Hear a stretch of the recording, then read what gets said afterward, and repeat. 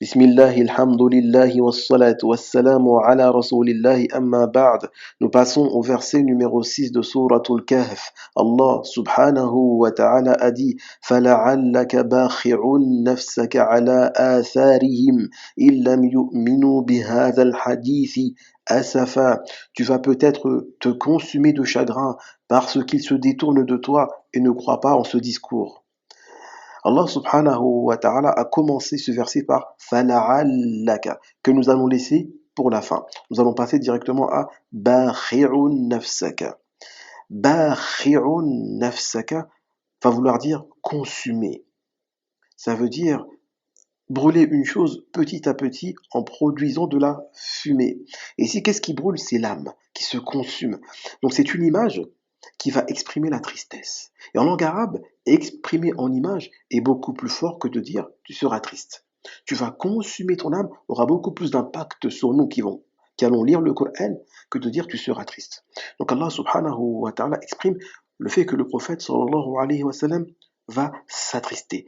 Et l'image est forte, consumer son âme. Donc il va s'attrister profondément au point de se nuire à lui-même par cette tristesse-là. Ala atharihim, en d'autres termes, du fait que ces derniers se détournent de lui. Illam yu'minu bihadha al-hadithi asafa, et ne croient pas en ce discours. En langue arabe, on a hadha al-hadith. Hadha est un pronom démonstratif, ismul ishara, qui va témoigner de la proximité.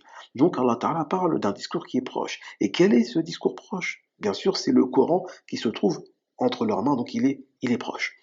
Donc Allah subhanahu wa ta'ala dit au prophète sallallahu alayhi wa sallam, tu vas t'attrister profondément du fait qu'il se détourne de toi en ne croyant pas en ce Coran, cette révélation avec laquelle tu es venu. Allah Ta'ala finit en disant Asafa.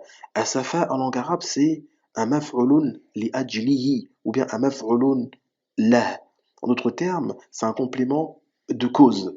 En d'autres termes, à cause de asafa. Et asafa, en langue arabe, ça peut avoir deux sens.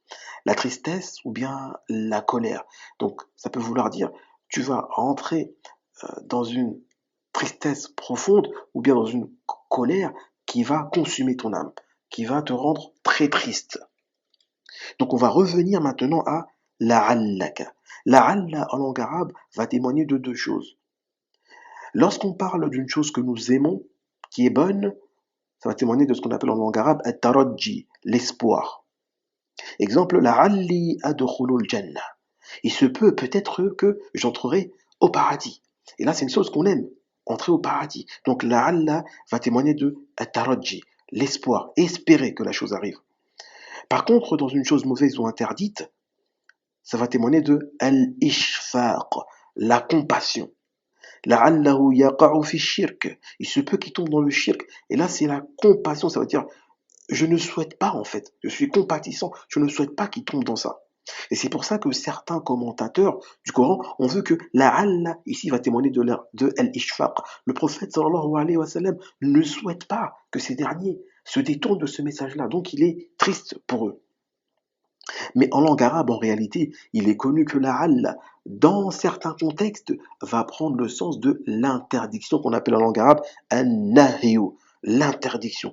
Et là, c'est l'un des contextes, comme l'évoque Cheikh Mohammed Amin al-Shanqiti dans son tafsir, c'est l'un des contextes qui va témoigner de l'interdiction.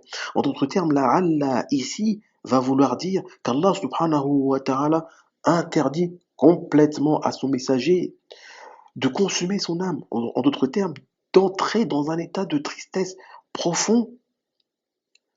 À cause de quoi? À cause du fait que ces derniers-là se sont détournés de son message. Donc Allah subhanahu wa ta'ala va interdire cela. Et ce qui va renforcer le sens de l'interdiction ici, c'est d'autres contextes coraniques dans lesquels Allah subhanahu wa ta'ala évoque cette interdiction. Comme quand Allah subhanahu wa ta'ala dit وَلَا تَحْزَنْ عَلَيْهِمْ. Ne t'attriste pas sur eux, ne t'attriste pas pour eux, dans le même contexte, pour le fait que ces derniers se soient détournés de la révélation avec laquelle tu es venu. Donc Allah interdit à son messager de consumer son âme par tristesse ces gens-là, de se faire du mal à lui-même intérieurement par tristesse pour le fait que ces derniers se soient détournés du message. Quelle leçon tirons-nous de ce verset-là? C'est que le prêcheur a pour but de transmettre le message afin qu'il soit entendu. C'est tout. Voilà son rôle. Il transmet afin que ce message soit entendu. Quant au fait de faire parvenir le message au cœur de l'interlocuteur, de celui à qui il parle, cela n'appartient qu'à Allah subhanahu wa ta'ala. C'est au-dessus des capacités du prêcheur. Le prêcheur n'a pas la capacité de faire pénétrer la guidée dans le cœur de l'interlocuteur.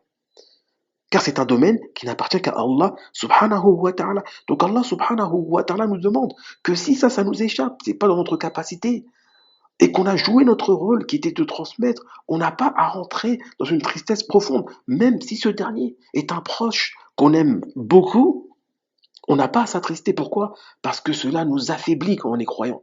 Ça affaiblit notre âme, comme il a dit. Tu vas consumer ton âme.